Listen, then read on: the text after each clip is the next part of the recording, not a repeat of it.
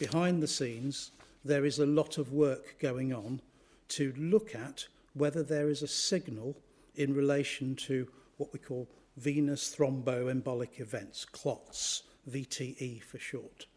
And there's a lot of evidence emerging now that is reassuring that there is no overall excess signal or increased risk. And I expect, without prejudice to their absolute findings, those to be the final conclusions of the EMA and the MHRA in due course. Vaccines don't save lives if they're in fridges.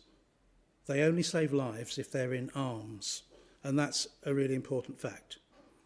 All medicines have side effects, and all medicines have benefits. And that's the whole point, that you have to look at both sides and say, how big are the benefits in relation to the risks? So even something really simple like paracetamol, and here's a data sheet from a box of paracetamol. The rare side effects are allergic reactions such as skin rash, mouth sores, fever, difficulty breathing, more prone to bleeding, bruising, fever, infections, nausea, sudden weight loss, loss of appetite, jaundice, yellowing of the eyes and skin. Those are documented rare side effects of paracetamol, but we all understand the benefits of them.